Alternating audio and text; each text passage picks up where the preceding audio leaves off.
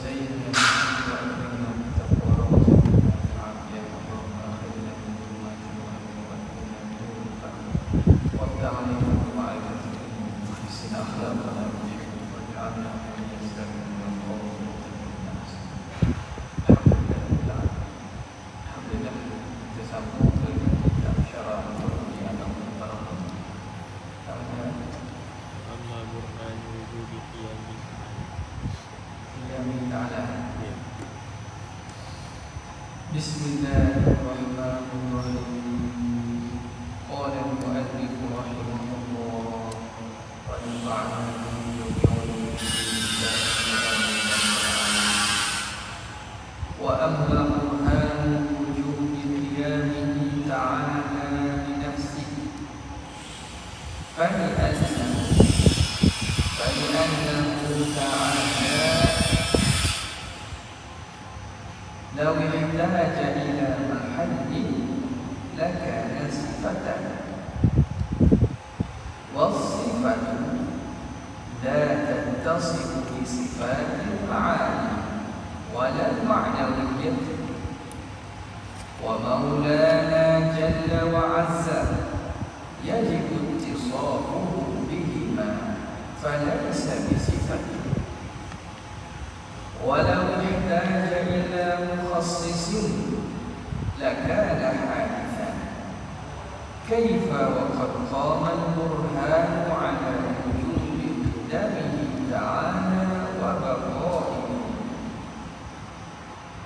Kata mu'allif rahimahullah, wa amma burhan wujudi qiyamihi ta'ala bi nafsihi, adapun dalil bagi wajib berdiri Allah dengan sendiri. Jadi apa makna berdiri Allah dengan sendiri? Dengan makna Allah bukan sifat dan Allah tidak berhajat kepada mukhassis pencipta. Ini antara sifat yang mana madlulnya lebih pada satu. Yang lain biasanya maknanya atau madlulnya satu. Yang ini merujuk kepada dua, iaitu Allah tidak sifat, Allah tidak berhajat kepada pencipta, kepada mukhassis. Jadi berdiri Allah dengan sendiri itu mengandungi dua makna. Dengan makna dia berdiri sendiri, maksudnya dia bukan sifat. Kerana kalau dia sifat, sifat ini tidak boleh bersendiri adanya. Kerana sifat ini mesti ada pada zat. Sifat mesti ada pada zat. Warna sifat, putih mesti ada pada benda.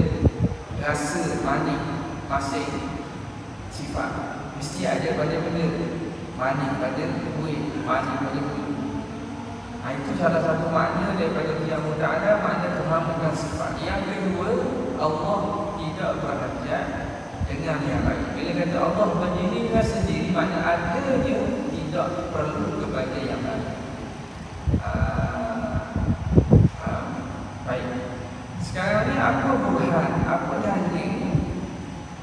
Fali'anna, maka kerana sesungguhnya law ihtaja ila mahallin, jika Allah berhajat kepada mahal. Mahal dengan makna zat. Mahal dengan makna zat. Bukan mahal dengan makna farad al-mahum, bukan makna ruang. Allah tidak berhajat kepada ruang itu, termasuk dalam perbincangan mukhalafatuhu ta'ala bil hawadits. Di situ tempat letak perbincangan ni lah. Dalam fiqh istilah daripada kita dia kata tidak berhajat kepada mahal, maknanya Tuhan tidak berbuat. Boleh juga, tetapi bukan madlul yang dikehendaki kepada sifat yang itu merujuk kepada mahal dengan makna ruang, tempat. Bahkan Tuhan tidak berhajat pada tempat ini difahami dalam perbincangan mukhalafah. Allah menyalahi dengan makhluk dengan makna makhluk. Wujud makhluk ke tempat, Allah tak sama dengan makhluk, maka Allah wujud tanpa tempat. Okay. Jadi mahal yang dimaksudkan di sini adalah zat. Maka andai kata Allah tidak berdiri dengan sendiri, maknanya Allah berhajat kepada zat untuk dia ada. Berdiri bukan makna baru. Qiyam bukan makna hayat makhsusatun lil jasad, bukan. Qiyam dengan makna wujud dia itu dengan sendiri, ada dia sendiri. Maka kalau Tuhan ada tak bersendiri, dengan makna ada di yang lain. Law ihtaja ila mahallin, kalau Tuhan itu berhajat kepada tempat dengan makna zat, lakana sifatan, saya adalah Tuhan itu sifat. Kerana apa? Kerana sifatlah yang perlu kepada zat untuk dia wujud. Untuk ada sifatnya kena ada di zat dia benda. Cerdik. Cerdik lah dia di benda lah orang. Apa? Kita kata kudrat, berkuasa. Berkuasa itu kena ada di benda. Warna putih. Putih mesti dia ada benda di jubah, di papan putih dan seumpama. Dia tak ada putih yang sendiri yang ada. Cat putih sekalipun, cat putih tetap ada pada cat tersebut. Ada lebih cat tersebut. Maka warna masuk sifat, rasa masuk sifat. Benda ini tidak akan muncul kecuali muncul pada zat. Andai kata Tuhan tak ada sendiri, tak wujud sendiri, maknanya dengan andai yang pertama, dia sifat masuk. Dia berhajat kepada tempat. Maka yang berhajat kepada tempat ni orang panggil sifat. Lakan sifatan. Dan bila kita kata Tuhan bersifat, wasifatu la tattasifu bi sifatin ma'ani, maka sifat dia tidak bersifat dengan sifat ma'ani. Kalau dia sifat ni tidak boleh bersifat dengan sifat ma'ani. Walau ma'nawiyah, dan begitu juga ma'nawiyah. Apa makna sifat ma'ani? Sifat ma'ani ialah sifat yang mawjud. Sifat ma'ani ialah sifat yang jenis ada. Sifat yang jenis ada, bukan jenis faham saja, tapi sifat yang ada sungguh. Sekira-kira dapat kita faham erti pada luar, ada dengan dapat kita tengok, dapat kita rasa, dapat kita dengar. Jadi contoh sifat ma'ani macam kita ambil putih kan, megong, pasang, mani, itu sifat ma'ani. Kuasa, pendengaran, penglihatan, itu sifat yang ada, sifat yang mawjud. Baik, jika sesuatu itu sifat tidak boleh bersifat dengan sifat ma'ani lain. Sifat tidak boleh bersifat dengan sifat ma'ani lain. Apa bukti ni? Kita ambil satu contoh sifat. Apa dia sifat? Kita ambil sifat warna putih. Putih ni satu sifat dan kita masuk pada sifat yang mahu sifat ma'ani. Sifat ma'ani, dia tak boleh nak sifat dengan sifat ma'ani lain. Tak boleh nak sifat ma'ani lain. Contoh putih. Putih boleh tak bersifat dengan apa? Mani. Boleh tak? Putih bersifat dengan mani. Boleh tak? Putih bersifat dengan mani. Boleh ke tak boleh? Ada ke? Ada putih yang bersifat dengan mani. Boleh? Kalau boleh, apa contohnya? Gula berwarna putih dan gula bersifat dengan mani. Jadi yang bersifat dengan putih dan mani ialah gula. Gula ialah zat. Putih dia tak boleh bersifat dengan bahan lain. Kita ambil buat antara jenis yang sama. Putih boleh tak bersifat dengan merah? Tak boleh. Sebab dia sifat mani. Tak boleh bersifat dengan sifat mani lain. Kita ambil satu lagi. Penglihatan basar. Sifat basar, melihat, boleh tak bersifat dengan merah? Sifat melihat boleh tak bersifat dengan merah? Boleh. Tak boleh kan? Tak sedikit. Dah mata dia merah tak? Macam bersih. Mata mata merah. Tidur buat dalam kolam ni. Asrama ni tu mari kuliah begitu merah tu. Basuh bersifat dengan merah. Bukan basuh bersifat dengan mata ni zat. Jadi zat ni boleh memberi bersifat yang banyak, tetapi sifat tu sendiri dia hanya bersifat lahir je. Dia tak berupa sifat lain lagi. Kalau tidak, Allah dah tahu ni putih ke, ni putih ke, mati ni. Dia benda ni, dia putih ke dia mati. Jadi dia tidak bersifat pada diri sendiri kan. Bila dia sifat, dia tak terima sifat lain. Dia tidak akan terima sifat lain. Hitam boleh terima tak dengan nasib? Apa lagi? Kita kata mana-manalah sifat kudrat. Bolehkah kudrat itu bersifat dengan mendengar? Dia kalau kudrat, kalau kudrat ada mendengar sekalipun, mana laku dia? Dia kudrat ke dia mendengar? Jadi dia tidak berlaku bersifat dengan sifat ma'ani. Tetapi dia boleh bersifat dengan sifat yang bukan sifat ma'ani.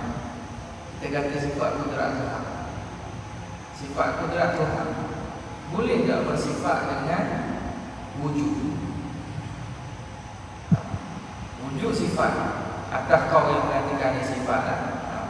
Wujud ni sifat. Sama ada sifat amri, sifat atau sifat ahad. Boleh tak kudrat bersifat dengan wujud? Boleh tak? Boleh kan? Jadi kita sifatkan kudrat dengan wujud. Tak apa, sifat wujud bukan sifat yang jenis ada, bukan sifat yang mawujud, bukan sifat yang jenis ada, bukan sifat ma'ani. Boleh tak kudrat bersifat dengan bakar? Boleh tak? Boleh. Memang kudrat Allah bersifat dengan bakar. Boleh tak kudrat bersifat dengan pindah? Memang kudrat bakar. Jadi dia boleh bersifat dengan sifat lain daripada sifat yang mawujud daripada sifat ma'ani. Sebab itu dia kata wasifatu la tasifu bi sifatil ma'ani. Sifat yang tidak boleh bersifat dengan sifat ma'ani wala ma'nawiyah, dan itu juga tidak bersifat dengan sifat ma'nawiyah. Maka bila kita kata Tuhan ini tak berdiri dengan sendiri, faham daripada situ Tuhan ini tak ada sendiri makna. Ada yang tak ia ini sifat. Bila dia sifat, maka sifat tidak boleh bersifat dengan sifat. Wa maulana jalla wa azza yajibu ittisafu bihima.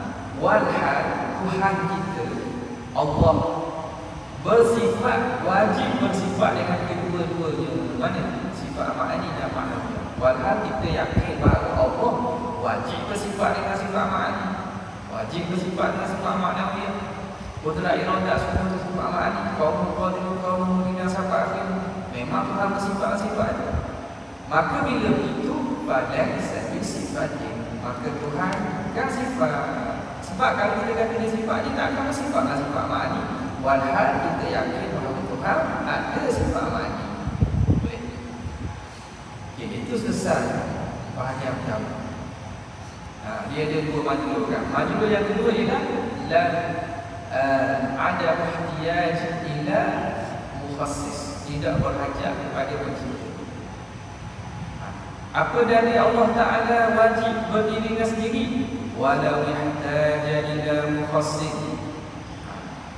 Kalaulah Tuhan itu berhajat kepada mukhassis yang mengkhususkan, yang menciptakan, mukhassis yang mencipta, yang menentu dan mentaksiskan, maka bila Tuhan berhajat kepada sesuatu yang mengkhususkan dia, yang menciptakan dia, apa jadi? Lakana hadisan, maka tentulah dia hadis, dia bahagia. Sebab apa? Sebab kewujudannya bergantung kepada mukhassis ini, pencipta yang menciptakan. Maka tentulah dia bahagia. Sebab wujud dia itu berhajat kepada yang lain. Maknanya dia tak akan wujud kecuali yang lain mentaksiskan dia, yang lain mencipta dia. Maka dia itu bahagia. Kaifa ta'ajubiyah, mana mungkin boleh ke Tuhan bahagia? Tak boleh terima akal Tuhan bahagia. Wa qad qama al-Quran telah tertegaknya dalil ala wujudi qiyamihi ta'ala wa baqaihi, atas wajibnya qiyam dan baqa Allah. Orang wajib bersifat qiyam dan baqa. Sebab apa? Kenapa wajib Tuhan bersifat dan qiyam dan baqa? Kenapa?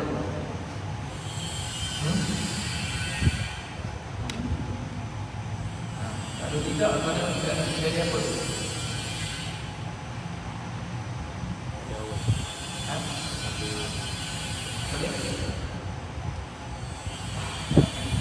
Jangan jawab tu. Kenapa Tuhan wajib sifat tidak bakar? Kalau tak bakar, tak bakar. Kenapa tak? Tak bakar dan tak apa nama ni wajib sifat tidak bakar? Ada apa? Kerana bawa kepada adab dan tasasul. Kerana melazimkan daur dan tasasul. Kalau dia tak bersifat dengan hidam yang bakar, maka lazim dan tasasul. Lazim dan tasasul mustahil. Qala syarih rahimahullah, taqaddama telah terdahulu anna qiyamahu ta'ala bi nafsihi, bahawa berdirinya Tuhan dengan sendiri itu. Apa makna berdiri Tuhan sendiri itu? Ibarat ni makna lagi faham daripada ibaratun an istighnaihi 'anil mahal wal mukhassis. Faham daripada terkaya Allah daripada tempat dan juga mukhassis pencipta. Kita sebut dahulu pada perbincangan sebelum ni kan, bab bahagian pernyataan tentang hidup. Sekarang ni bab kedua. Bab kedua bila nak habis saya tempat mana ni? Ya, ini bicara yang panjang ni. Ada siapa pulang tu dia ada orang kita orang kuat lagi. Tak orang kuat ada orang lagi kata. Ba'din tatla'na usuliyyin dua jadi ahli faktor. Ya.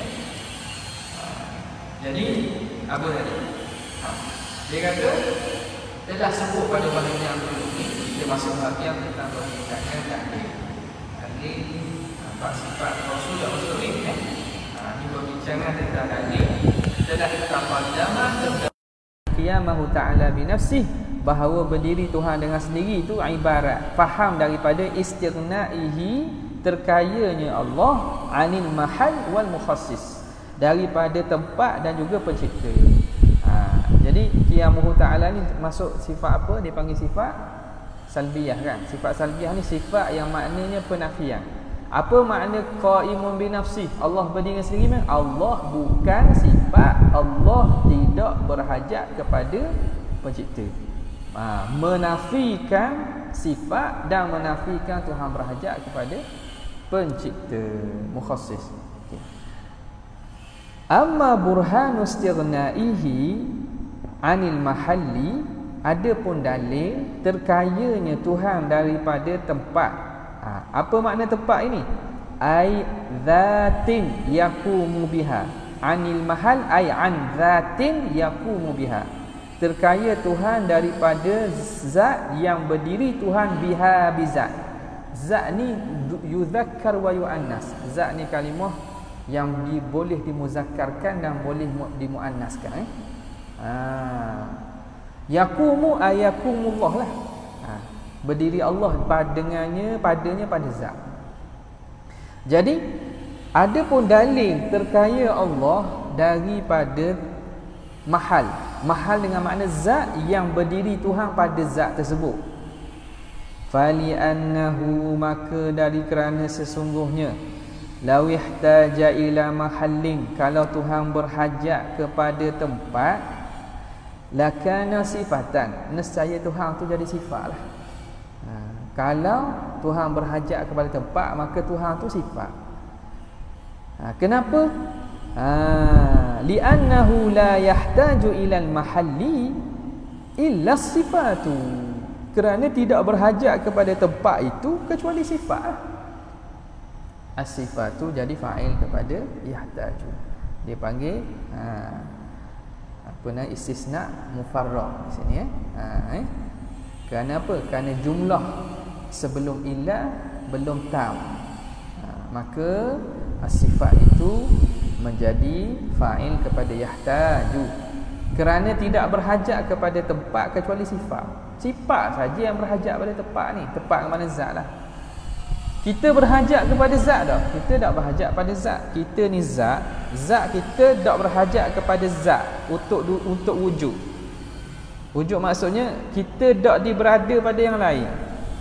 Kita berada di atas kapek ni lain lah. Kita berada di atas dia. Faham tak? Bukan kita ni berada di dia. Putih kena ada di benda. Putih di papang ni kan. Putih dia kena ada di benda. Kita panggil apa lagi? Pendengaran, penglihatan. Dia kena ada di benda. Haiwan ini boleh melihat, haiwan ini boleh mendengar. Boleh. Jadi dia kena ada di benda. Manis juga kena ada di benda. Manis. Gula, kita pergi kedai nak beli gula ke kita nak beli manis? Kita pergi kedai kita beli gula ke beli manis? Beli gula lah. Boleh tak nak beli manis tanpa ada gula? Saya ingin membeli sekilo manis. Pening tuan kedai. Apa manis apa? Gula, tambah. Nisang. Nisang tu apa panggil apa? Gula Melaka. Gula Melaka. Gula Melaka? Dah benda. Gula batu? Dah. Benda ni manis. Manis FM. Tu juga bukan benda tu. Kenapa? Jadi boleh tak manis tu duduk berasingan? Tak boleh. Dia kena duduk di benda. Kerana dia sifat takkan wujud berasingan daripada zat. Okay. Jadi yang hanya berhajat pada zat untuk dia wujud ialah sifat. Adapun kita lah maksudnya berhajat duduk kita pada benda-benda tak? Seperti menempelnya putih pada papang ni, menempelnya putih pada kain. Jadi kita sebab itu takrif zat apa dia? Zat ialah maqama bi nafsihi. Zat ialah sesuatu yang berdiri sendiri. Adanya tu bukan di yang lain. Faham Ada dia tu bukan dia yang lain. Itu dipanggil zat. Meja ni zat. Okay. Meja ni wujud dia ni di yang lain ke? Tak, dia pada diri dia lah. Dia tidak duduk di yang lain. Warna kuning, kuning yang kena duduk di yang lain. Tak boleh kuning terbang gitu. Terbang tu pun duduk udara juga. Putih awan, putih kabut. Putih tu duduk di partikel-partikel air tu lah. Nampak dengan banyak tu jadi warna putih tu je. Nampak Jadi dia mesti duduk pada sesuatu sifat. Adapun zat ialah maqama bi nafsi. Lawan dia sifat. Selain daripada zat itu panggil sifat. Sifat itu maqama bi ghairi, yang berdiri di yang lain. Jadi sifat dia adanya di yang lain. Faham Maka tengok sini. Dia kata kerana tidak bersifat dengan sifat, tidak berhajat kepada mahal kecuali sifat. Illa sifatu was-sifatu la tattasifu bi sifatil ma'ani. Dan bermula sifat itu tidak bersifatlah dengan sifat-sifat ma'ani. Sifat tidak bersifat dengan sifat ma'ani, macam kita sebut tadi lah. Bila dia sifat, dia tak boleh nak sifat dah dengan sifat ma'ani lain. Sebab dia sendiri itu sifat. Apa dia sifat ma'ani? Wahiyas sifatul wujudiyatu, iaitu sifat-sifat wujudiyah, sifat-sifat yang jenis ada, yang bangsa ada. Kal kudrati wal iradati, seperti kudrat dan iradat. Wala bil ma'nawiyati, dan tidak dengan sifat maknawiyah. Sifat juga bila dia sifat, dia tak akan bersifat dengan sifat maknawiyah. Dia kudrat, boleh tak dia bersifat dengan kaunuhu? Kaunuhu muridan contohnya. Tak, sebab dia kudrat. Yang bersifat dengan kaunuhu ialah zat. Nampak Sifat basar boleh tak bersifat dengan sifat lain? Basar bersifat dengan buta. Tu lawanan memang mustahil dah. Tak nakut. Sifat yang jenis lain sekalipun, basar bersifat dengan, kita kata sifat dengan putih, tak boleh. Sifat dengan ilmu. Basar dia bersifat dengan ilmu. Pandangan orang berilmu. Pandangan orang berilmu itu nisbah pada diri orang, bukan nisbah pada basar dia itu berilmu. Basar dia itu berilmu sebab dia nampak tu dia faham tu. Tak, bukan. Basar dia tak bersifat dengan sifat makni. Okey. Sebab dia sendiri tu sifat makni tak. Okey, walal ma'nawiyati, dan tidak bersifat dengan walat la tattasifu bi sifatil ma'nawiyah, tidak juga bersifat dengan sifat ma'nawiyah. Apa itu sifat ma'nawiyah? Ni tak dia takrifkan sifat ma'nawiyah. Wahiyal ahwalu ats-tsabitatu al-mulazimatu lil ma'ani, iaitu hal-hal yang sabit yang melazimi bagi ma'ani, iaitu ma'nawiyah. Apa makna ma'nawiyah ataupun sifat ma'nawiyah? Iaitu sifat hal, dipanggil sifat hal yang melazimi ma'ani. Contoh, kaunuhu qadiran. Kaunuhu qadiran ni sifat ma'nawiyah. Kenapa? Kerana dia hal yang melazimi bagi sifat kudrat. Bila adanya pada zat itu sifat kudrat, maka lazim daripada itu zat itu bersifat dengan kaunuhu qadiran. Jadi kaunuhu qadiran ni melazimi kudrat, ma'nawiyah melazimi ma'ani. Bila zat itu bersifat dengan ilmu, diri Zaid ni ada sifat ilmu contohnya, maka dengan sendiri kita kata Zaid ini orang yang berilmu. Keadaan Zaid yang berilmu, keadaan Zaid yang berilmu tu dia panggil ma'nawiyah. Ma'nawiyah ni ada kenapa? Kerana ada ilmu pada Zaid. Jadi ma'nawiyah melazimi bagi ma'ani. Okey. Kaqadirin. Kaqadirin. Kaqadirin. Qadirin tu buat tanda dah sikit. Yang lebih kita panggil lebih adaq, kita kata kakaunihi qadiran. Itu maknawiyah betul. Qadirin tu kena takwil sikit lah. Sebab qadirin tu kena kepada diri yang bersifat dengan kudrat. Sekarang bila kita kata sifat qadir tu benda, qadir tu ialah zat yang bersifat dengan kudrat. Kita bukan bicara tentang zat, kita bicara tentang sifat. Jadi sifat maknawiyah yang sepatutnya ataupun sewajarnya, al-aula lah, al-aula an yaqula ka kaunihi qadiran. Jadi hak tu sifat maknawiyah ni. Tapi setengah kitab dan setengah tulisan ulama dia buat sifat maknawiyah tu qadirun muridun alimun dak. Dalam lagu sifat 20 gitu kan. Dah. Dalam syik sifat 20 kan. Qadiran muridan. Kenapa tak sebut kaunuhu? Kadang-kadang atas jalan nak ringkas. Atas jalan nak meringkaskan dan atas jalan nak mengikhtisar, ringkaslah. Jadi sifat maknawi yang sebenar bukan qadirun, kaunuhu. Kaunuhu tu. Jadi dia sebut ka kaunuhu qadirun, jadilah itu. Okey.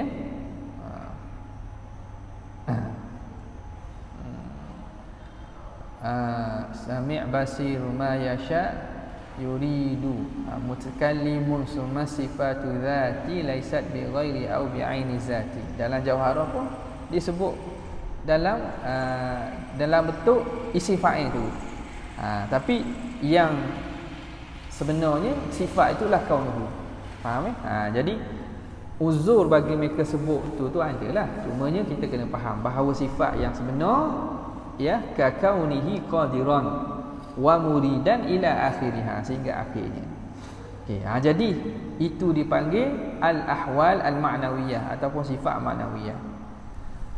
Fala yakunu maulana sifatan, maka tidak adalah Tuhan kita itu sifat. Bila kita faham gitu, mustahil Tuhan ni sifat.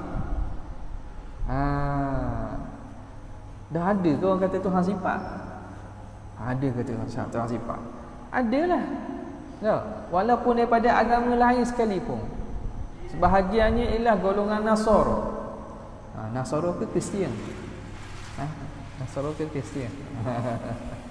Golongan Nasara yang mengatakan bahawa pada diri Yesus itu, Nabi Isa, adanya ketuhanan. Tuhan itu ialah satu sifat. Tuhan itu ialah ketuhanan sifat yang ada pada Isa, maka Isa jadi Tuhan. Ada pada Ruhul Kudus, maka Ruhul Kudus ada dikira sebagai Tuhan, God. Jadi Tuhan di sisi mereka itu ialah sifat. Sebab itu bila ada sifat itu pada Nabi Isa, walaupun Nabi Isa jasad, Nabi Isa jasad manusia kan? Mak dia lahirkan dia, Sayyidatina Maryam. Tapi kerana ada sifat ketuhanan, maka jadilah Isa Tuhan. Jadi pada mereka Tuhan itu sifat. Yang duduk pada diri ni, maka orang tu jadi sifat. Dia bila Tuhan, dia bukan sifat. Tuhan ni zat. Setengah daripada pengikut aliran Batiniyah dan juga aliran sesat, mereka juga menganggap bahawa Tuhan itu satu sifat yang boleh ada dan boleh berpindah-pindah. Ajaran-ajaran agama lain, Tuhan pada mereka, Tuhan itu boleh berpindah kerana mereka faham konsep Tuhan itu ialah sifat. Berlaku, berinkarnasi, masuk dalam jasad orang ni, maka kena sembahlah dia. Sebab apa? Dia ialah Tuhan abad ini. Mati awak ni pula Tuhan berpindah pada hak lain pula. Faham tak konsep? Jadi konsep reinkarnasi ataupun kelahiran semula tu bagi ketuhanan agama-agama lain itu sebab mereka menganggap bahawa Tuhan-Tuhan ni sifat. Tuhan-Tuhan ni sifat. Ia boleh berpindah-pindah kepada hak lain. Duduk di pokok, sembah pokok belaka. Duduk di benda, duduk di batu besar, sembah batu. Maka sebab itu penting kita tahu juga pada masalah qiyamuhu ta'ala bi nafsihi. Bukan saja-saja. Dalam Qurannya ada huwal hayyul qayyum. Sebahagian ulama kata al-qayyum al-qaimu bi nafsihi. Kebanyakan tafsir kata qayyum ay qayyumus samawati wal ardh. Qaimus samawati wal qayyumus samawati wal ardh, yang mana mendirikan dan mencipta langit dan bumi. Itu tafsiran juga. Jadi sifat qiyamuhu ta'ala bi nafsihi ada dan datang dalam beberapa ayat. Contoh tadi wal hayyu al qayyum, bermakna la yahtaju ila ghaib, dengan makna tidak berhajat kepada yang lain. Yang lain tu sama ada sifat, sama ada tempat ataupun sama ada kepada mukhassis. Okey. Maka bila kita faham konsep itu, mengarutlah orang kata jasad ni meresak diri dia, Tuhan meresak dalam diri dia. Itu semua kalang-kalang yang mengarut. Okey. Fala yakunu maulana sifatan, maka tidak adalah Tuhan kita itu sifat. Tuhan kita bukan sifat. Li'annal wajiba lahu naqidu ma wajaba lis sifati. Kerana yang wajib bagi Tuhan itu wajib bagi Tuhan itu naqid, lawan ma wajaba lis sifati, apa yang wajib bagi sifat. Jadi sifat ia ada sifat wajib dia. Ia ada sifat wajib dia. Sifat, apa sifat wajib sifat?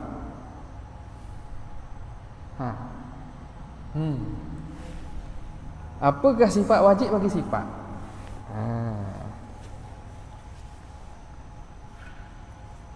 Sifat wajib bagi sifat. Apa dia? Berada pada zat. Itu sifat besarnya ialah sifat wajib bagi sifat ialah al-qiyam bizzat. Berdiri pada zat. Itu sifat wajib bagi zat tu. Sifat wajib bagi zat. Apakah sifat wajib bagi jirim? Jirim. Sifat wajib bagi jirim. Apa ni sifat wajib bagi jirim? Jirim ni ialah zat makhluk. Sifat wajib bagi jirim apa dia? At-tahayyus binafsihi, berdiri dengan sendiri. Itu sifat wajib. Makna bila kata jirim, dia ada sifat wajib. Maka sifat wajib bagi sifat ni dia ada pada yang lain. Dah Tuhan wajib bersifat dengan lawang bagi sifat dia. Kerana wujud sifat pada yang lain. Allah wajib bersifat dengan lawang sifat dia. Sebab dia lawang bagi sifat. Allah zat kan? Zat tidak bersifat dengan sifat-sifat. Zat tidak bersifat dengan sifat-sifat. Faham Okey. Li'anna al-wajiba lahu, kerana yang wajib bagi Tuhan ialah naqidu.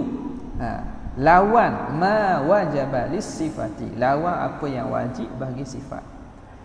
Li'annahu yajibu ittisafuhu bil ma'ani, kerana wajib bersifat Tuhan itu dengan ma'ani wal ma'nawiyati, dan juga ma'nawiyah.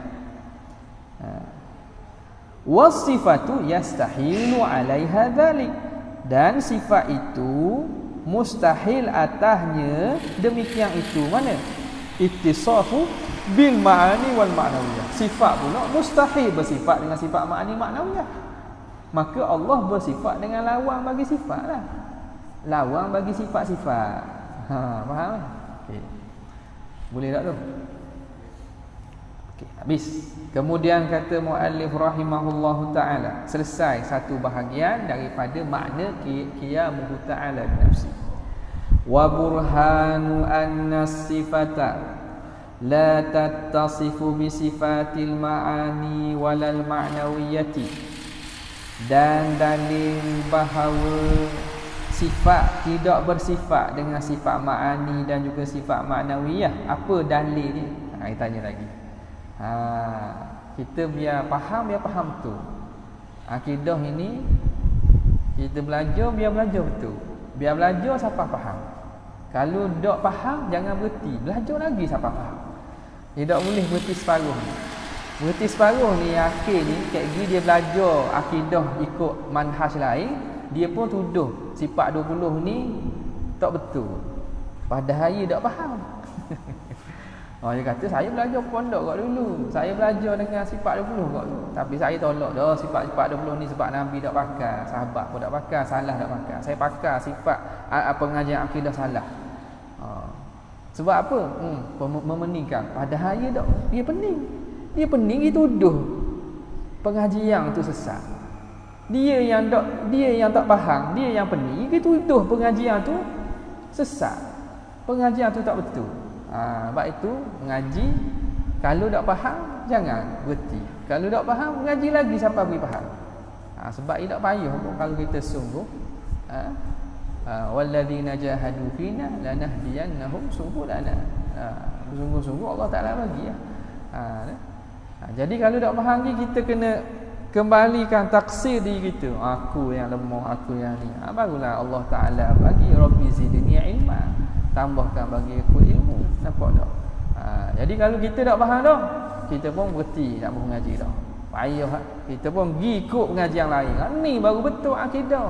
Tak ada memeningkan kepala, tak ada soalan susah-susah. Benda sifat wajib bersifat dengan sifat pula. Cakap benda gitu. Padahal dia tak boleh nak beri tumpuan. Dia tidak boleh nak memahamkan ibarat tersebut. Lalu dituduh pengajian yang salah. Ya. Baik. Maka tadi dia kata dalil bahawa sifat tidak bersifat dengan sifat ma'ani dan juga ma'nawiyah. Anna sifata, bahawa sifat itu lau qabilat sifatan, kalau dia terima sifatan ukhra, dia terima sifat lain, la lazima, lazimlah alla ta'ra anha, bahawa dia tidak sunyi daripadanya. Okay. Lazim tidak sunyi maknanya dia mesti. Lazim tidak sunyi dengan makna apa? Dia mesti ada sifat yang satu lagi tu. Kalau sifat dia menerima bersifat dengan sifat lain, maknanya lazima alla ta'ra anha, lazimlah bahawa tidak sunyi sifat itu daripada sifat yang selagi. Sebab dia kata boleh terima kan? Boleh terima. Jadi bila dia menerima, sama ada dia menerima sifat itu atau lawang dia. Bila kita kata ni kita kata ni satu jasad papang putih, papang ini menerima berwarna sebab ia jasad, dia jisim, dia menerima warna. Maknanya dia boleh terima mana-mana warna. Kalau dia dak putih, dia warna hitam. Dak hitam, warna merah. Dak merah, warna kuning. Betul tak? Dah kalau tak ada warna, ada warna. Boleh jadi tak ada warna? Boleh jadi tak ada warna? Boleh jadi kau. Boleh jadi tak ada warna. Tak ada warna dengan apa? Luk sinar. Luk sinar. Faham? Jadi dia juga menerima, sama ada dia kita cak, contoh kita kata cermin lah, cermin jasad. Tapi jasad yang kita kata apa nama ni, yang syafaf ataupun yang boleh tidak terima warna kan. Boleh tidak terima warna. Okey. Jadi dan dia boleh menerima warna. Faham tak? Jadi dia tak dapat tidak dia menerima bersifat dengan sifat satu lagi ataupun lawan bagi sifat dia. Kalau benda itu contohnya benda yang bukan bersifat kita kata apa nama ni, bukan jenis macam cermin, bukan transparent macam gitu, maka dia kena ada warna. Sama ada dak merah, dia warna kuning, dak kuning warna putih, banyak-banyak macam-macam warna. Maka bila kita kata sifat, dia boleh bersifat dengan sifat lain, dia menerima sifat lain, maknanya dia tidak akan sunyi daripada sifat tu. Mesti ada sifat tu lah pada diri dia. Kalau tak ada sifat tu, ada sifat satu lagi. Kita kata apa lagi? Diri kita manusia. Manusia bersifat dengan melihat. Kalau tak bersifat dengan sifat melihat, dia akan bersifat dengan buta. Faham tak? Bersifat dengan buta. Boleh tidak manusia tak melihat dan tak buta? Boleh ke tidak manusia tak bersifat dengan melihat, tak bersifat dengan buta? Boleh? Melihat pun tidak, buta pun tidak. Ada tak? Boleh fikir? Cuba khayal sikit. Ada tak? Benda manusia lah, jangan kata benda. Manusia dia menerima bersifat dengan melihat. Kalau dia tidak bersifat dengan melihat, maka dia lazim mesti bersifat dengan lawan melihat, iaitu buta. Kerana tidak ada dah lain daripada, tak boleh tolak kedua-duanya, tak boleh. Boleh ke tidak manusia tidak melihat dan tidak buta? Boleh ke tak? Boleh? Ke ada? Ada nak bagi hadiah kan? Tak ada. Dia kata ada ustaz. Rabung. Rabung melihat juga. Tapi kuasa melihat tu tak kuat. Rabung dia melihat juga. Faham tak? Tapi power dia melihat tu, kekuatan mata tu lemah. Dia masih melihat. Faham? Jadi sesuatu, kalau kita kata sifat ini, dia menerima bersifat dengan sifat lain, maka dia tak boleh sunyi pada sifat tu atau lawang dia. Alla ta'ra anha. Okey. Wa lazima an taqbala al-ukhra. Antaqbala wa lazima antaqbala al-ukhra ukhra. Dan mana? Jadi faham tak ni? Ni molek ni ada ni. Mana ni? Okey. Tadi kita kata andai kata Tuhan tu sifat tak? Andai kata Tuhan tu sifat, maka sifat ni boleh menerima sifat yang lain. Andai kata Tuhan tu sifat, maka sifat ni boleh menerima sifat yang lain. Walazima, okey, hak ni kan sifat tak? Andai kata Tuhan tu sifat bukan zat, maka walau kata Tuhan tu sifat dan dia kalau kita jalan sebenarnya makna mustahil Tuhan sifat. Sebab apa? Sebab Tuhan wajib bersifat sifat ma'ani. Kerana sifat tidak boleh bersifat dengan sifat. Itu premisnya yang kita nak buat dalil. Itu masalah tu. Itu masalah yang kita nak buat dalil tu. Jumlatun mufidatun yubarhanu 'alaiha bidalilin.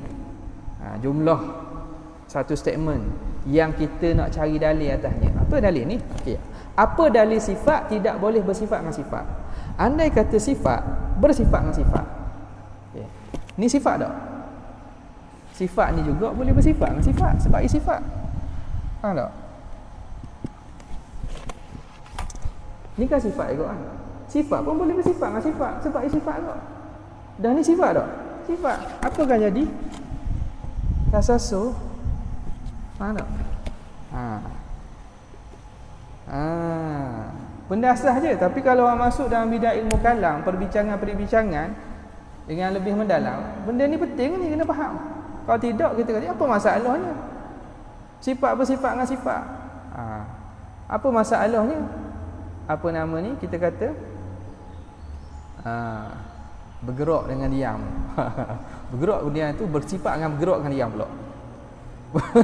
Bergerak dan diam tu bersifat dengan bergerak dengan diam pula. Jadi benda itu benda yang sebenarnya kefahaman yang ni kita faham dalam ilmu kalam sangat penting untuk kita faham benda asas macam ni. Bila kata dia Tuhan sifat, kenapa sifat tidak bersifat dengan sifat? Itu satu premis ayat statement. Dalilnya andai kata sifat boleh bersifat dengan sifat, nescaya sifat ni pun boleh bersifat dengan sifat. Dan sifat ni pun boleh bersifat dengan sifat. Selesai tak? Takkan selesai dah. Faham? Lazima alla ta'ra anha wa lazima an taqbala al-ukhra. Lazimlah bahawa menerima ukhra. Ukhra mana? Sifatan ukhra. Ni. Lau qabilat sifatan ukhra. Jadi ukhra tu kembali pada sifatan ukhra tadi kan? Lau qabilat sifatan ukhra. Lazima an taqbala al-ukhra sifatan lazima an taqbala al-ukhra ukhra ay sifatan ukhra. Mausuh mahzuh tu ukhra ai sifatan ukhra. Jadi sifat ni pun lazim boleh terima sifat lain. Id buang alif lepas ta. Idla farqa. Jadi kena buat gini. Idla. Silap cetak tu. Idla.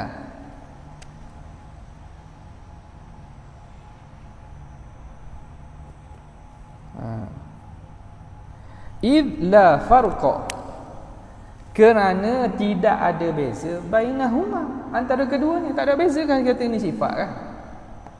Lepas tu sifat kita kata boleh bersifat dengan sifat, ni pun sifat juga kan. Jadi boleh bersifat dengan sifat juga, tu pun sifat juga. Tak habis gitu. Idla farqa bainahuma, kerana tidak ada beza antara keduanya. Ila ghairi nihayatin, sehingga tiada kesudahan, sampai tak ada sudah. Wadzalika, dan demikian itu mana? Qabulu sifatan ukhra tu, wadzalika tasalsul, itu tasalsul. Itu dia tasalsul. Okay. Wa qad taqaddama, tasalsul ni rantaian. Tarattubu umurin min ghairi nihayata laha. tertusun, terrantainya perkara-perkara yang tidak ada kesudahan baginya. Wa qad taqaddama annahu muhalun, dan telah terdahulu bahawa ianya mustahil lah. Tasasul ni memang maklum mustahil. Orang berakal akan kata tak akan berlaku benda tasasul ni. Wa amma pahajalah masuk kepada bahagian kedua. Kedua ni senang je sebab dia hanya pengulangan bagi dalil-dalil sebelum ni.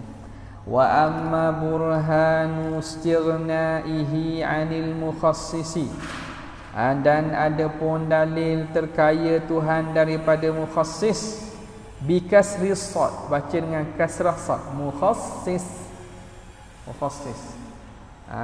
Jadi sebut ni terutamanya orang pengajar Islam, bukan pengajar Islam, orang Islam lah patutnya, tapi orang pengajar Islam lagi lah. Sad pastikan makhrajnya betul. Ihdinas sirah. Ia bukan mucung. Terutamanya rukun qauli. Ihdinas sirah. Apa nak mucung bukan bagi depan. Jadi itu awak kena mengaji lah ilmu tajwid betul-betul supaya bacaan awak betul. Jadi bikasri sad, dengan kasrah sad. Baca dengan mukhassis. Sebab boleh baca mukhassas, boleh baca. Ulama buat dobit tu, ada pula orang tu seorang, dia kata bacalah guna-guna asal faham. Betul, faham tu satu ilmu. Baca betul tu satu ilmu juga. Bahkan dalam hadis sendiri pun ulama kata tak, antara dikira seorang tu berdusta, tapi taklah itu yang dituju man kadzaba alayya muta'ammidan, tapi dibimbangi ialah orang yang salah baca hadis.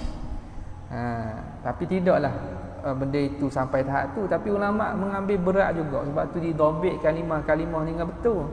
Nampak tak? Sebab apa? Sebab Nabi tak baca gini, apa baca gitu? Nabi baca lain, awak baca lain. Jadi kita bimbang termasuk di kalangan man kadzaba alayya muta'ammidan falyatabawwa maq'adahu minan nar. Siapa yang menipu dengan dusta, maka pasti akan tempat dalam neraka. Itu kalam Nabi, kalamullah lagilah kena baca betul. Kena baca molek-molek. Ada kelas tajwid tak di asrama? Ada kelas Quran tak? Tak ada. Kena buat juga. Saya lepas ada. Dia tak boleh, dia kena setiap session kena buat. Kalau hak habis dah tu, kalau dia pandai ajar orang pula. Jangan habis berhenti. Ni berhenti dah, tak apa, saya khatam dah masa saya khatam sekolah menengah. Dah, tak mau baca dah Quran. Tak mau baca dah Quran. Kena bacalah sama-sama orang. Bukan baca muka buku je. Baca buku tak dah, baca muka buku, Facebook. Jadi Quran kena ada. Siapa yang ajar? Tak perlu ada guru kah, alhamdulillah lagi molek. Kalau tak ada, sama-sama awak lah. Sama-sama awak. Benda tu benda yang penting. Besar pahala tu mengaji Quran, ajar Quran tu besar pahala. Ya?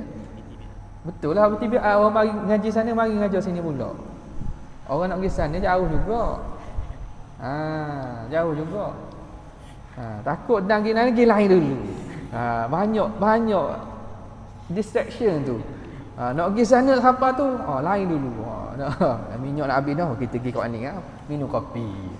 Pas sudah. Orang boleh ilmu, dia beli kopi. Jadi hok mari ngaji sana, ngaji mana tu, mari ngajar dalam ni pula. Baik ya. Kemudian kata pengarang rahimahullah bikasri sad mukhassis. Apa makna mukhassis? Wa huwal fa'ilu, pembuat. Kalau Tuhan berhajat kepada mukhassis dengan makna pembuat. Mukhassis.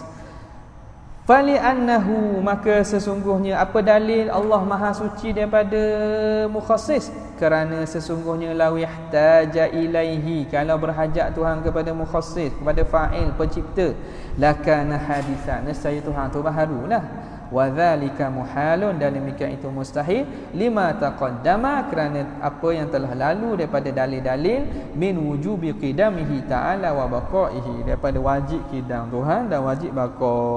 Wallahu ta'ala a'la wa a'lam. Wa amma burhan Ada soalan? Ada kenyataan saat yang mana dia faham tarikh Yaman tak tahu lah. Dia kata kalau di Yaman tak ada pelajar dalam-dalam dia kata. Itu masuk di situ juga. Memang tak begitu juga. Jadi apa pandangan?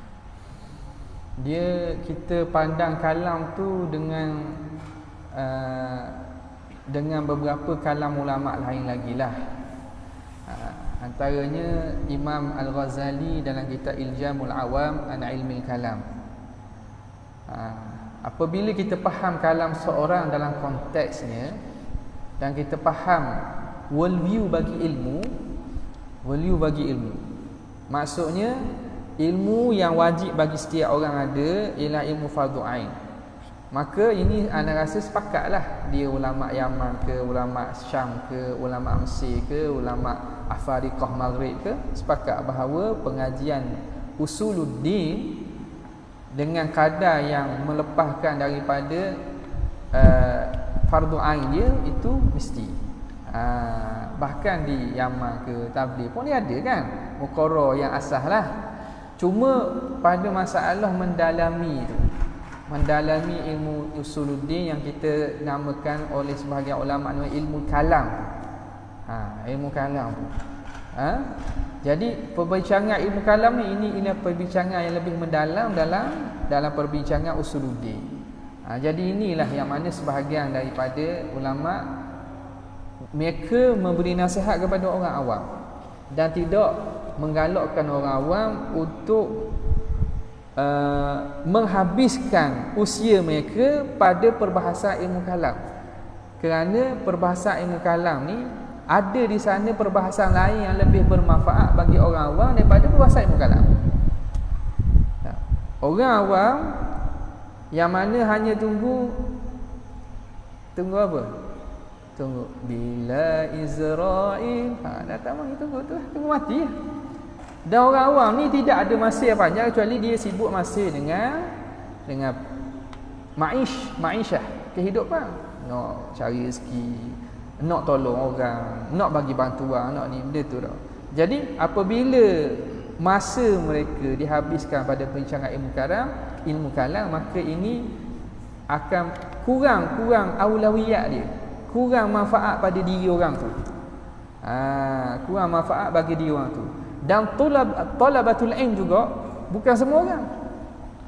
Talabatul ilm bukan semua orang yang mana layak dan sesuai untuk membahaskan perbincangan ilmu kalam hak tinggi, bukan semua orang. Sebab akal Tuhan buat manusia ni berbeza. Ada hak cerdik dia ajak pula cerdik betul, cerdik sederhana, cerdik boleh tahan. Cerdik biasa. Ada yang lambat faham. Jadi kerana beza akal manusia, ada orang yang perbahasan ilmu kalam bagi dia sekadar buat habis masa. Habis masa boleh pahala juga, jangan ingat makna mengaji tak ada pahala, tak, tapi manfaat bagi diri dia kurang. Tapi kalau mengaji fiqh, mungkin dia minat. Dia lebih sesuai, dia lebih minat. Mungkin faraid, mungkin lebih pandai. Dia suka kira-kira contohnya.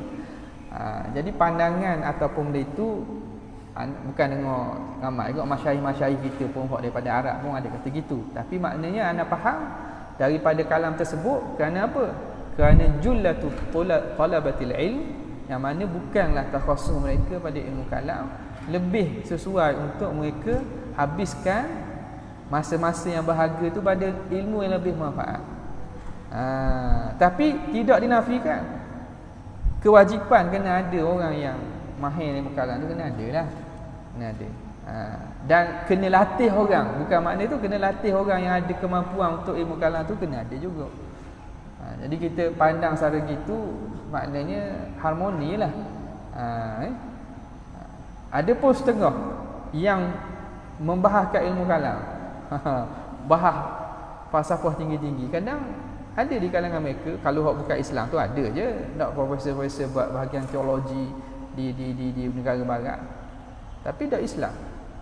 Tapi dia mahir dalam ilmu kalam. Pandailah, maksudnya dia tahulah perbincangan ni. Dan Syiah, Syiah memang bab ilmu kalam ni mengalahi lah. Bukan nak kata kalah. Tak, ahli sunnah kita ada jago. Cumanya mereka ini terkenal dengan perbahasan ilmu kalam yang tinggi-tinggi, yang dakik-dakik. Jadi perbahasan ilmu kalam ni dia macam kita kata obat dos yang mana kalau obat tu kena ambil dengan kadar sesuai. Kalau lebih pada dosnya ataupun orang tu tak pandai nak kira dos dia banyak sikit, boleh jadi mudarat. Boleh jadi mudarat. Maka ada di sana ilmu yang mungkin lebih memberi manfaat bagi penuntut ilmu daripada ilmu kalam. Kalau kita belajar ni bukan ilmu kalam ni. Sikit-sikit adalah, tapi kebanyakannya ilmu fardu ain je. Cuma perbahasan tu mungkinlah ada yang bukan fardu ain dah. Cumanya apa secara umum yang diletak dan dibuat oleh Imam Sanusi dalam Sughra ni benda yang asas kepada manusia. Bukannya maknanya benda yang luar daripada tuntutan, bahkan dia termasuk daripada fardu ain. Cuma benda-benda syubhah gitulah, kalau mungkin bukan fardu ain kepada semua orang, tapi kepada penuntut-penuntut ilmu yang berkenaan saja. Betul tak? Kalau tabligh baca apa tak? Ada buku dia kan? Saya kenal dia kan. Dia apa yang disebut tu saya jawab tu. Dia cakap tu level rendah tu pun maksudnya bagi dia tu benda yang tak perlu kita bahas kan kita kan. Memahami sungguh ada sebagainya kan. Tapi saya pun tak kenal. Bagi dia pun orang rendah tu pun tak boleh. Dia bukan ahli dalam bidang. Ya. Sebab tu dia nukil kata-kata tu. Kalau siapa yang belajar kalam tidak akan meningkatkan iman. Sedangkan kalam tu perbahasan yang dakik. Dakik. Bukan kalam hak rendah. Bukan kalam Usuluddin. Ya. Kerana ilmu Usuluddin dipanggil ilmu kalam juga. Antara nama-nama ilmu akidah ni ilmu Usuluddin, ilmu kalam. Tapi kalam dengan istilah fannun muayyanun minal ilmi tu, setengah ulama mengasingkan perbicaraan Usuluddin ni, perbicaraan ni Usuluddin akidah. Hak lebih daripada tu, hak mendalam tu baru dipanggil ilmu kalam. Jadi hak ni yang makna faedahnya hanya bagi orang. Tapi ilmu kalam tu tak haram sebagaimana kalam salaf ni satu juga. Setengah pada mereka ambil kalam para salafus soleh. Imam Syafi'i kata, Imam Ahmad kritik ilmu kalam. Ilmu kalam sama tu. Ilmu kalam yang bercampur dengan falsafah. Ilmu kalam yang mana dikuasai oleh Mu'tazilah. Memanglah ilmu kalam tu mudarat. Sebab ilmu kalam tu belum disaring lagi. Perbahasan tu belum disaring lagi daripada perbahasan-perbahasan yang bercampur dengan syirik, bercampur dengan contoh-contoh yang mana tidak logik. Dan agama-agama lain tu yang imam salaf kita ni kritik tu. Sehingga kan Imam Ghazali kata, siapa yang tidak mempelajari ilmu mantik la yusaqu bi ilmihi. Orang yang tak belajar ilmu mantik ni betul, tak tahu mantik, kita tak boleh nak percaya ilmu dia. Sebab apa? Boleh jadi dia cakap perkataan yang tanakut dia tak sedar. Tapi kalau tu berat sikit lah. Tapi maknanya faham lah. Bagi mana dia tidak ada mizan yang mustaqim, penilaian yang tetap dalam akal dia, maka boleh jadi dia akan menghukum tanpa dia sedar. Hukum dia itu telah merosakkan neraca-neraca yang telah ada dalam Islam. Okey. Boleh? Yes, Wallahu taala alam. Sekadar tu. Wabillahi taufiq. Assalamualaikum warahmatullahi